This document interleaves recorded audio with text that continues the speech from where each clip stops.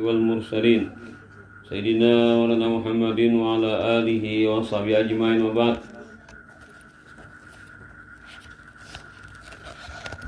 Para hadirin wal hadirat yang dirahmati Allah SWT, alhamdulillah wa syukurillah, di mana hari ini kita dapat berkumpul kembali bersama-sama dalam rangka pembacaan zikir atau haddad yang kita sambung dengan pengetahuan ilmu agama. Berkenaan dengan bulan Rajab ini, kita akan membicarakan hal-hal yang berkaitan dengan Isra dan Mi'raj, peristiwa yang telah dialami oleh Nabi kita sallallahu alaihi wasallam yang luar biasa, sebagai kemuliaan dan keistimewaan yang Allah berikan kepada beliau yang tidak diberikan kepada yang lainnya.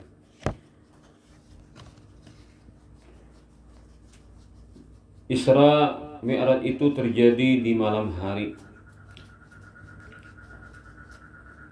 Itu mempunyai keistimewaan dari Allah Ta'ala dan menjadi suatu perhatian yang khusus terhadap para nabi-nabi dan para kekasih Allah Ta'ala. Kenapa? Karena di malam hari itulah adanya hati itu merasa tidak terganggu oleh yang lain, sehingga dapat hanya digunakan fokus pikiran kepada Allah Subhanahu wa Ta'ala. Jadi malam menjadi waktu yang dimudahkan untuk fokus kepada Allah Subhanahu wa Ta'ala. Dan juga malam itu punya kelebihan, dapat menembus segala penghalang-penghalang bagi hamba itu ketika dia ingin mendekat kepada Allah Ta'ala. Begitu pula datangnya suatu pemberian-pemberian dari Allah Ta'ala itu seringnya juga di Allah Ta'ala lakukan di malam hari. Nah, begitulah seperti Allah Ta'ala perintahkan Nabi Lut alaihissalam, fa asri bi ahlika bi qit'in minal lail. Berangkatlah engkau bersama keluargamu di malam, di sepotong waktu daripada malam. Nah, begitulah Nabi kita SAW ketika Isra Mi'raj itu kan disebutkan lailan, di malam hari yang sebentar. Kemudian dari sudut pandang yang lain, Allah Ta'ala menerangkan bahwasanya apa yang didengar oleh Nabi kita SAW tidaklah dapat didengar oleh yang lain. Yang lain tidak akan bisa mendengar seperti apa yang didengar oleh Nabi SAW. Dan Allah Ta'ala perlihatkan juga di malam hari itu sesuatu yang tidak bisa dilihat oleh yang lain. Biasanya kita dapat melihat itu karena ada cahaya siang, cahaya matahari, malam cahaya bulan atau cahaya lampu kita begini. Nah, maka Rasulullah SAW ini bukan dengan menggunakan itu semua, tapi dengan sesuatu cahaya atau suatu keterangan dari Allah Subhanahu wa Ta'ala kepada beliau. Kemudian ayat Al-Quran, minal masjidil haram ilal masjidil aqsa. Allah Ta'ala menjalankan hambanya itu di malam yang sebentar, perjalanannya daripada Masjid Haram menuju ke Masjid Aqsa. Inilah permulaan perjalanan Nabi, atau kita startnya perjalanan Nabi itu mulai Masjidil Haram. Kenapa dipilih Masjid Haram? Karena di Masjid Haram inilah tempat bertahan atau tempat berlakunya syariat Nabi Ibrahim alaihissalam. Adapun Masjid Aqsa itu tempat berlakunya atau menetapnya syariat daripada Bani Israel, yang mana mereka adalah keturunan Nabi Ibrahim alaihissalam. Jadi kan tahu Masjid Haram berarti Masjid Aqsa katanya kan. Nah, itu. Karena Masjid Haram itu simbol daripada Nabi Ibrahim, dan Masjid Aqsa itu simbol daripada para keturunan beliau yang disebut dengan Bani Israel. Maka Rasulullah SAW dimi'rajkan setelah beliau mulai dari Masjid Haram ke Masjid Aqsa. Lalu beliau mendapatkan dua kemuliaan syariat, syariat Nabi Ibrahim dan juga syariat Bani Israel. Itu artinya kan juga sesuatu yang tercakup atau terangkum dalam syariat Islam. Sehingga akhirnya syariat Nabi kita inilah syariat yang sempurna yang mencakup dua syariat tersebut. Bagaimana salatnya Nabi kita SAW ini adalah menggabungkan tata cara salat Ibrahim dan tata cara salat Bani Israel. Malahan lagi lebih sempurna lagi tata cara salat yang dibawakan oleh kita Nabi besar Muhammad sallallahu alaihi wasallam. Kemudian pandangan yang lain lagi bahwasanya tanah yang terletak di situ Masjid Aqsa itu berbetulan sempurna dengan pintu langit yang akan dilewati oleh Nabi kita sallallahu alaihi wasallam, sehingga kan jalannya itu rata aja, secara horizontal aja, ya kan lurus ke atas, ya tidak perlu berbelok-belok. Kayak itu artinya kan petanya kayak itu. Kemudian Masjid Aqsa itu maknanya adalah masjid yang terjauh. Kenapa dikatakan demikian? Karena masjid yang paling jauh dijarakkan dengan Masjid Haram adalah saat itu Masjid Aqsa, beradanya di negeri Syam atau di Palestina. Nah, itu memang jauh juga jaraknya dari Masjid Haram. Atau bisa juga maksudnya masjid yang jauh, maksudnya dijauhkan daripada kekufuran dan kesesatan, disucikan, dibersihkan, karena itu tempat turunnya para nabi-nabi Bani Israel dan syariat mereka, dan tempat turunnya firman Allah Ta'ala atas Nabi Musa alaihissalam. Nah, maka Ati Aqsa adalah jauh untuk dicapai kedudukannya dan disamai oleh yang lain. Artinya tempat yang diistimewakan Allah Ta'ala adalah Masjid Aqsa tadi. Alladzi barakna haulahu, yang kami berkahi itu Masjid Aqsa. Lalu keberkahan itu malimpuar, dikatakan malalalar kepada sekitarnya, kepada negeri-negeri yang ada di negeri Syam itu. Nah, maka yang dekat dengan Masjid Aqsa mendapatkan keberkahan. Linuriyahu min ayatina, agar kami perlihatkan kepada Nabi Muhammad itu hamba kami tadi keajaiban kekuasaan kami dan tanda-tanda kebesaran kami secara khusus.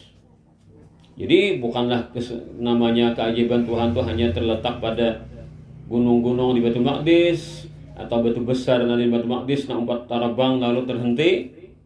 Bukannya itu saja, tapi macam-macam yang Nabi lihat, ke tanda-tanda kebesaran yang Allah Ta'ala perlihatkan di malam peristiwa Isra dan Mi'raj itu. Allah Ta'ala terangkan dalam surah An-Najm ayat 18, laqad ra'a min ayati rabbihil kubra, sungguh benar-benar Nabi Muhammad itu melihat tanda-tanda kebesaran Tuhannya yang besar-besar. Kemudian lagi surah An-Najm 14-15, inda sidratil muntaha indaha jannatul ma'wa, di sisi sidratul muntaha, pohon yang besar di atas langit sana itu, indaha jannatul ma'wa, di samping pohon besar itu ada surga ma'wa. Nah, itulah tentang ayat Isra, subhanalladzi asra bi'abdihi, dan seterusnya. Maka kejadian Isra ini memang ada disebutkan jelas dalam Al-Quran. Begitu pula Mi'raj juga ada disebutkan dalam Al-Quran, walaupun tidak secara jelas belak-belakan, tapi ada ayat yang mengarah ke sana, yaitu linuriyahu min ayatina, kami perlihatkan kepada Muhammad itu tanda-tanda kebesaran kami, itu diantaranya adalah Mi'raj. Atau laqad ra'a min ayati rabbil kubra, atau lagi inda sidratil muntaha, itu mengisyarat kepada kejadian Mi'raj, yang mana Nabi itu naik ke atas langit hingga menembus 7 lapis langit dan ke tempat yang lebih tinggi lagi. Maka kejadian Mi'raj itu terjadi setelah Isra, dan di malam Isra itu, malam itu juga terjadi Mi'raj. Jadi malam Isra sekaligus malam Mi'raj. Artinya dua kejadian itu terjadi satu malam dan berurutan. Bersama Isra dulu baru Mi'raj semuanya. Kemudian dalam surah An-Najm Allah Ta'ala membuka surah dengan menyebutkan ayat Al-Mi'raj, seperti Allah Ta'ala katakan, wan najmi idha hawa.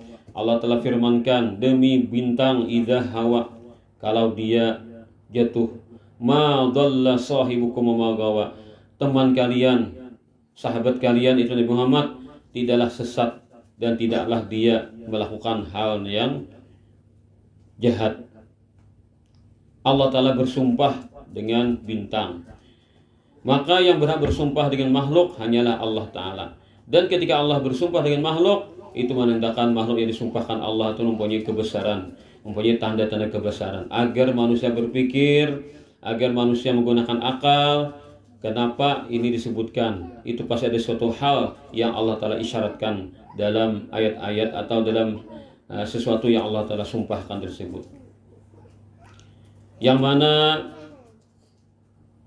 kalau Allah Ta'ala itu mampu untuk menjalankan bintang, najam itu bintang, dengan cepat, padahal besar sekali bentuknya bintang itu, kalau dibandingkan di bumi mungkin lebih besar pada bumi. Cuma antara jauh, kalau bintang itu terlihat hanya kelap-kelip, cahaya yang halus kayak itu aja. Nah, kalau bintang yang besar itu Allah kuasa menjalankan, bagaimana Allah Ta'ala juga kuasa menjalankan nabinya sallallahu alaihi wasallam, dan dapat menempuh jarak yang luar biasa itu dengan masa yang hanya sebentar, tanpa hancurnya jasad Nabi kita sallallahu alaihi wasallam. Kan sesuatu yang jauh, bilanya jauh itu kan belaju namanya, tarabang itu kan belaju. Nah kayak Pak awak itu kan karena apa nih? Karena angin itu artinya kan baju rapi-rapi tak, karena lajuan namanya. Ternyata Allah Ta'ala pelihara demikian. Nah ini kan Allah Ta'ala lebihkan, dikuatkan jasad Nabi kita sallallahu alaihi wasallam itu dengan dan apa yang melekat pada badan beliau. Tidak terjadi hal-hal yang merugikan atau satu hal yang mencederai bagi Nabi sallallahu alaihi wasallam. Kan kalau logikanya kayak itu, kalau yang cepat berlalu itu kan pasti ada gesekan dengan udara ini kan, lalu akhirnya awak ini bisa himpalan atau muha kayak apa kan, lalu laju toh. Nah itu logikanya aja, tapi kada demikian. Maka Allah Ta'ala melakukan Nabi kita SAW itu seperti biasa saja keadaan beliau, walaupun perjalanannya sangat cepat diperlakukan demikian. Gerakan perjalanan tersebut.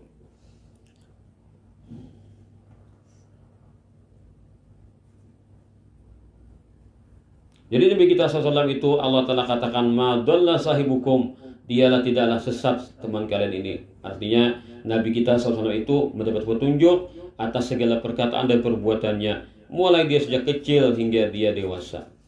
Wa ma gawa, tidaklah dia menyimpang daripada kebenaran, tidaklah dia menjauh daripada suatu petunjuk yang Allah Ta'ala gariskan. Wa ma yantiqu 'anil hawa in huwa illa wahyu yuha. Maka apa yang diucapkan Nabi kita SAW itu tidak ada yang berangkat daripada hawa nafsu.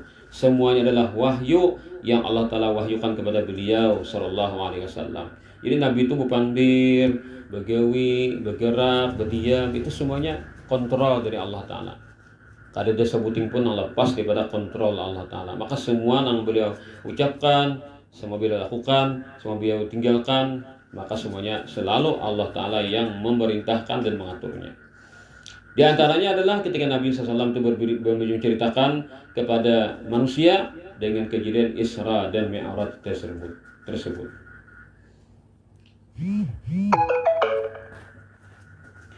Allah Ta'ala menerangkan bahwasanya Nabi kita SAW itu bersifat As-Sami'ul Alim. Ada yang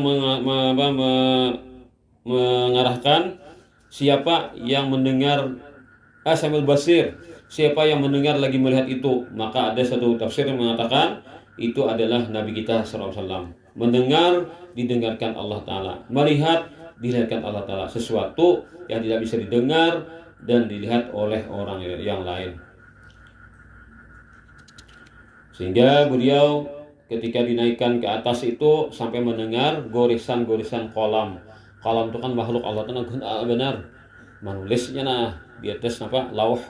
Ya kita tuh nakai sepeda tuh menulis di mana di papan tulis. Ya kan digambarkan kayak itu kan. Benar barangnya. Itu kedengaran gorisannya itu Nabi mendengar. Nah itu kan pendengaran Nabi itu dapat mendengar yang bikin itu luar biasa. Kita kadang mendengar itu. Nah artinya kemampuan Allah berikan kepada Nabi kita di atas rata-rata. Karena itu terjadi di alam langit, alam sidrah, alam surga, alam yang tinggi, dan lain-lain itu kan. Itu semuanya hanya orang-orang tertentu yang dikuatkan Allah Ta'ala untuk demikian. Dan Rasulullah pun yang hanya ditunggalkan Allah Ta'ala untuk mencapai derajat yang tinggi ini. Yaitu ketika Nabi kita SAW menceritakan kejadian Isra Mi'raj. Ketika aku, kata Nabi SAW, sedang berada di Parak dengan Hijr Ismail, berabah jadi di situ. Datanglah kepadaku orang yang datang. Ada ritme lain antara tidur dan jaga. Kemarin terbangun Nabi. Lalu orang itu membelah di antara ini ke ini, artinya mulai di bagian penggulunya sampai ke bagian pusat itu. Lalu ya Nabi, orang itu mengalahkan hatiku. Jadi melihat Nabi itulah pembedahan itu kan, dibongkar orang dada Nabi itu, melihat orang. Nabi itu melihat Nabi melihat. Jadi itu kayak kita kan dibius orang lah. Lalu kan itu lagi, paling videonya ada diungkai orang kan. Nah ini Sidin melihat dada di bulu muka seorang, kan apa ya? Kalau itu kucak-kucak kayak kita kan. Nah, takutan noneh atau kepedihan, kesakitan. Kadang itu santai aja. Memang ada sakit, cuma Nabi itu kuatnya mental Sidin melihat demikian. Hati itu kalau diungkai orang, dibuka hati dan ini kalau orang hati ini melihat Nabi. Kemudian bawakan orang di Nabi pulang, wadah terbikin dari emas dipenuhi dengan keimanan. Jadi iman tuh dianuakan dibentukkanlah seolah kayak bentuk tuh nah, dibuat ke dalam wadah. Nah lalu ya Nabi dibasuh, nah hati tadi dibasuh, hingga dibasuh-basuh, lalu diliputi dengan cucian, kemudian dikembalikan. Kemudian lagi itu maksudnya apa? Itu maksudnya adalah menambahi suci dengan kesucian lagi. Artinya Nabi itu sudah suci, disucikan lagi. Bukan kotor disucikan, tapi sudah suci ditambah suci lagi dengan basuhan itu. Kemudian dikembalikan ke tempatnya, kemudian pulang dada Nabi dikembalikan pulang menjadi menyatu, kembalikan rapat pulang tanpa ada jahitan. Normal sedia kala, tidak ada keluhan, tidak ada rasa sakit. Kan padahal malam itu juga kan kejadiannya. Mungkin kita kan nggak bisa istirahat lah, manukan nang nih daging ini kan supaya merapat kembali nih, dijahit dan sebagainya kan istirahat loh penyembuhan. Nabi kan langsung sembuh malam itu juga. Ini kan keistimewaan nang tidak diberikan kepada yang lain. Terus aku didatangkan kepadaku binatang, tahalus pada bagal, tagana pada himar. Tahalus pada kuda, tagana pada keledai. Putih warnanya, kecepatan larinya, sekali melangkah dia akan meletakkan kakinya sampai di mana matanya memandang. Nah, perjalanannya kan kayak kilat lah. Nah, aku pun dibawa di atas kendaraan itu. Nah, ini kendaraan adalah kendaraan dari alam barzakh, bukan binatang bumi. Nah, bukan binatang dari bumi kayak yang binatang bumi kan jangan misalnya burung lah, terbang kan kipak-kipak sayap itu. Nah, ini binatangnya di alam barzakh, tentulah kehebatannya, kualitasnya di atas dari kita. Jadi pesawat ini kalah nih, jangan misalkan ada ditandingin pesawat, kalah pesawat. Pesawat kita ini kayak apa? Harapnya masih kalah pesawat dibanding lawan ini makhluk dari alam barzakh ini. Nah, seandainya kan ditanding tuh kalah pesawat. Karena ini bukan ciptaan alam dunia, tapi dijeniskan makhluk dari alam barzakh.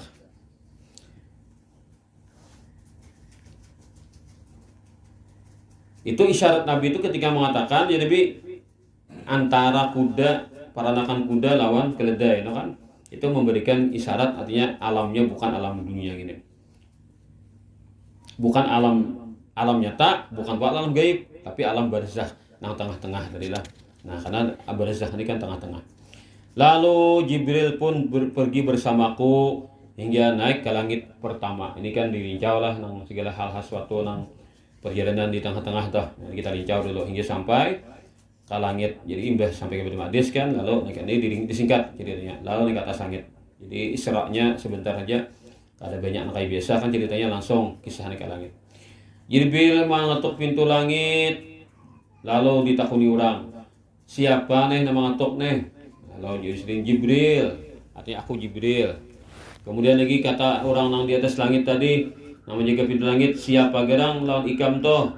Ujar Jibril Nabi Muhammad. Kemudian bertakun lagi, anu kah Nabi Muhammadnya diundang ke sini? Iya Jibril diundang.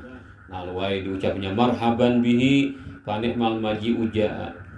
Selamat datang untuk Nabi Muhammad. Inilah kedatangan beliau, inilah yang sepaling baik kedatangan yang beliau lakukan di malam hari ini. Dibukanya. Nah, lalu masuk ke langit pertama, ternyata langit pertama ada Nabi Adam alaihissalam. Ujar Jibril, ini abahmu Nabi Adam, ucapkan salam kepada beliau. Nabi ucap salam kepada Nabi Adam. Nabi Adam menyahut salam Nabi. Kemudian ujar Nabi Adam, marhaban bil ibni saleh wan nabi saleh. Selamat datang wahai anakku yang saleh dan nabi yang saleh. Artinya orang yang pantas mendapatkan kedudukan yang setinggi-tingginya dari Allah Subhanahu wa taala. Kemudian ketika kami ada Nabi melihat Nabi Adam itu, beliau seorang laki-laki sedang duduk-duduk, sebelah kanan ada hamba yang pinamah hirang, di sebelah kiri ada hamba yang pinamah hirang. Artinya ini adalah gambaran-gambaran roh-roh manusia-manusia itu dianukan, dimisalkan. Nah, sebelah kanan dan kiri itu hirang kayak orang bapak berumbung itu kan. Bila sidin maningau ke sebelah kanan tersenyum, tertawa sidin. Bila maningau ke sebelah kiri menangis sidin. Lalu menyambut Nabi, lalu Nabi bertanya, siapa ini? Ini kan nih lihat lain lah. Siapa ini jadi Nabi orang nih? Ujian Nabi Jibril, Nabi Adam. Ini Nabi Adam nih. Ini jadi Jibril yang ada Nabi nama hirang di sebelah kanan, di sebelah kiri itu adalah anak-anak sidin. Nah, artinya kan jaka rohnya itu kan dikumpulkan, dimisalkan nah kayak itu. Sebelah kanan itu adalah calon surga dan sebelah kiri itu adalah calon neraka. Itulah yang bikin tertawa dan menangis Nabi Adam alaihissalam. Ini keadaannya keadilan alam barzakh dan semacam permisalan aja lah. Nah, kalau orangnya kan di bumi ya sudah paleh kan. Sapaleh di bumi sudah lahir nih. Paleh matian sudah kan. Dan sapaleh belum lahir lagi itu kan ketika itu. Jadi kan dimisalkan Tuhan aja semua manusia keturunan Nabi Adam tadi. Nah, itu kenapa? Karena roh-roh orang kafir tidak akan dibuahkan langit.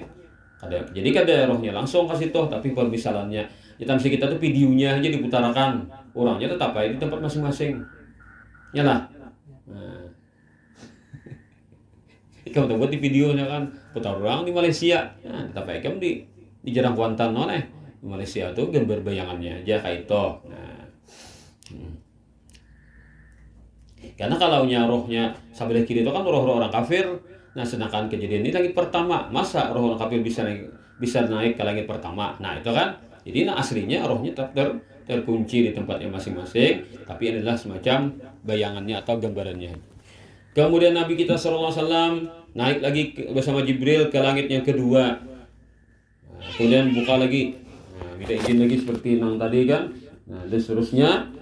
Kemudian Nabi disambut dengan sambutan yang baik. Ketika aku sudah berada di langit kedua, aku bertemu dengan Nabi Yahya dan Nabi Isa. Ini adalah dua nabi yang bersepupu.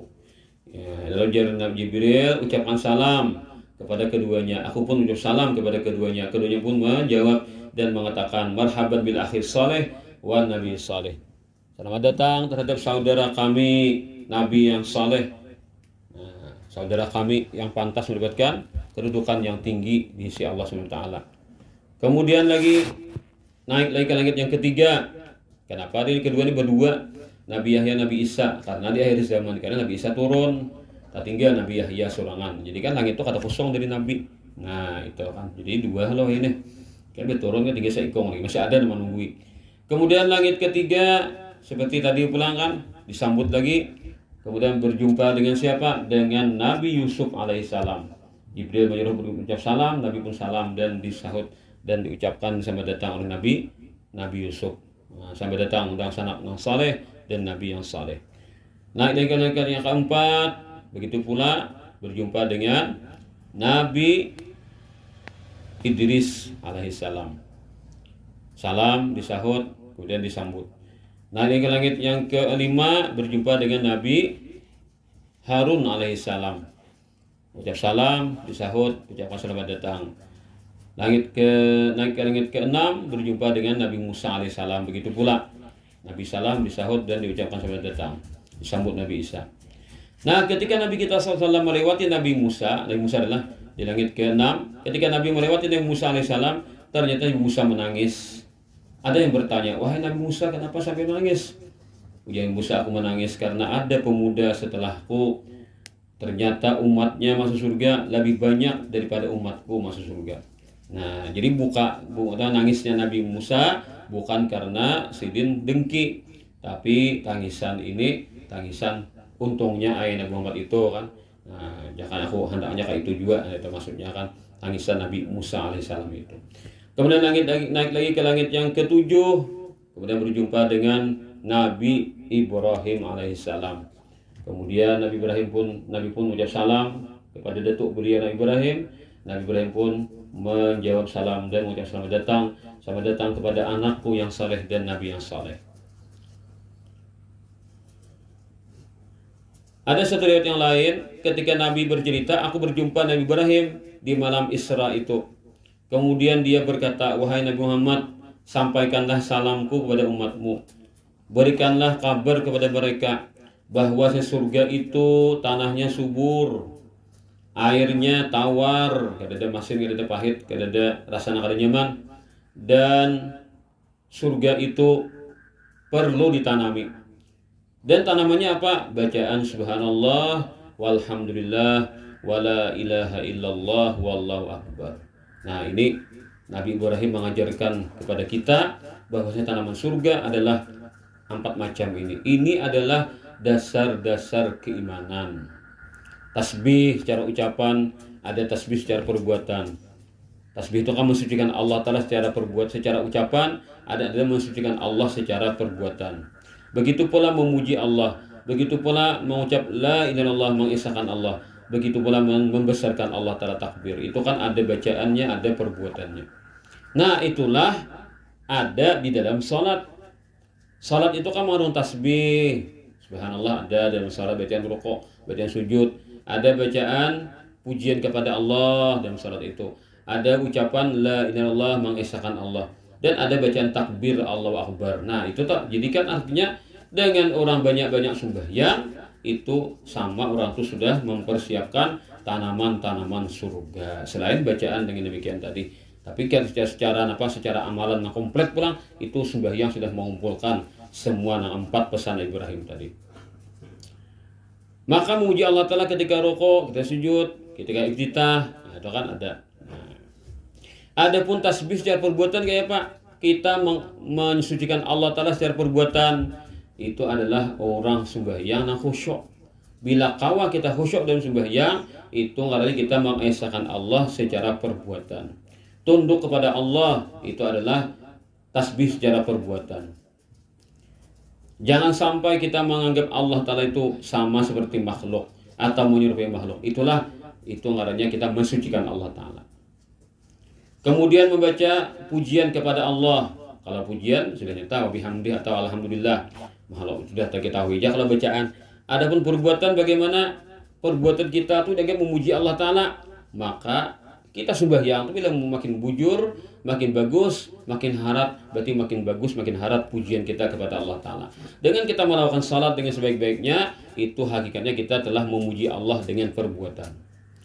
Adapun mengucap la ilaha illallah, maka kita mengucap la ilaha illallah itu ada di hati kita adalah mengkhususkan Allah Ta'ala saja nang disambah. Ketika kita membaca iyyaka na'budu wa iyyaka nasta'in, di situ kita disuruh ingat-ingatakan bacaan iyyaka na'budu wa iyyaka nasta'in. Karena ketika itu kita bukan diri Tuhan. Iyyaka na'budu wa iyyaka nasta'in. Hanya sampian yang kami sembah dan hanya kepada sampian kami minta tolong. Maka kata-kata itu harus diingat-ingat hati kita ketika demikian. Itu adalah kita mengesahkan Allah Ta'ala secara perbuatan. Begitu pula takbir, kan? Nah, maka kita membesarkan Allah Ta'ala dengan perbuatan itu, dengan benarnya kita melaksanakan salat tadi. Jadi kita ini pertama-tama dalam kehidupan kita ini bertauhid kepada Allah Ta'ala adalah kita mensucikan Allah Ta'ala daripada apa yang tidak pantas.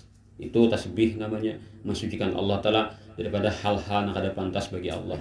Setelah kita menyatakan Tuhan itu kada sama dengan makhluk, Allah Ta'ala itu maha luar biasa, maha tinggi, tidak bisa disamai. Hanya kita memuji Allah Ta'ala, kita sebutkan Allah Ta'ala itu mempunyai sifat-sifat kesempurnaan yang pantas bagi Allah Ta'ala.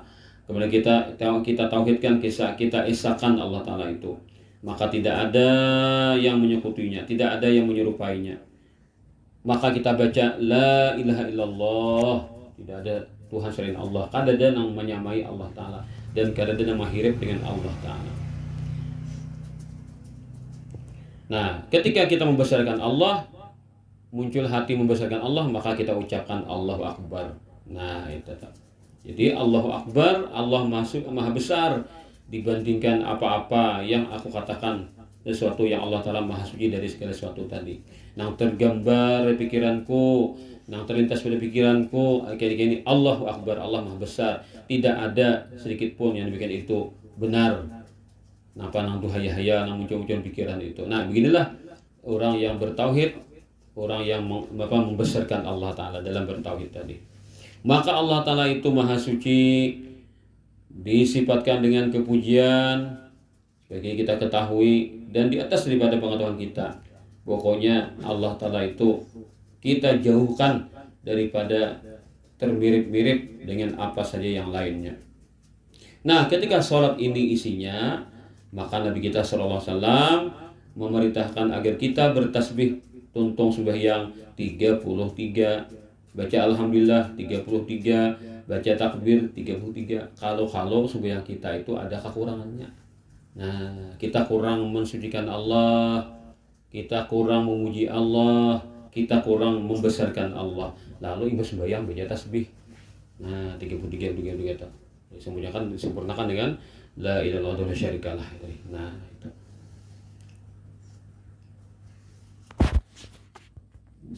Ya, mungkin inilah yang kita baca hari ini. Semoga ada manfaatnya untuk berbagai biasa beratan.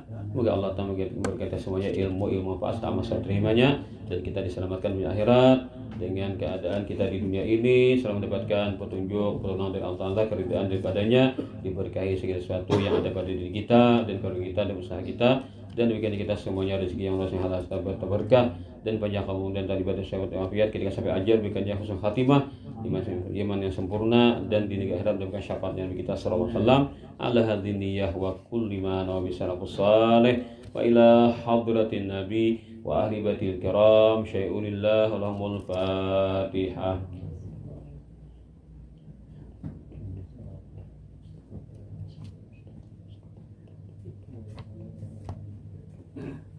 Bismillahirrahmanirrahim. Alhamdulillah rabbil alamin. Allahumma shalli wa sallim ala sayyidina Muhammadin wa ala alihi wa sahbihi ajma'in. Allahumma athib wahdi wa balligh wa taqabbal sama qara'na wa ma'amilna wa ma tasaddaqna. Allahumma sabna bi fadlika wa judika wa karamika ala ma qara'na wa sabbana ta'ala tasaddaqna bi ala sabil waqi' wa awsilillahumma dzalika sabila hawdati sayyidina rasulillah sallallahu alaihi wasallam wa alihi wa ashabihi wa sayyidil anbiya'i wal mursalin wa badillahi salihin wa walidina wa auladina wa ikhwanina wa akhawatina wa amina wa amatina wa akhwanina wa khalatina masyayikhina wa sabina wa azwajina wa mahabbina wa ahli udina wa du'abaina wa adhihna wa ma'awsana bidu'a wa ahsana ilayna wa man dhalamna wa ahsana ilayna wa atat bi syabaqatu qulubina wa jami'il muslimin wa ila arwahi man hadara hadha majlis wa ila arwahi ustadina.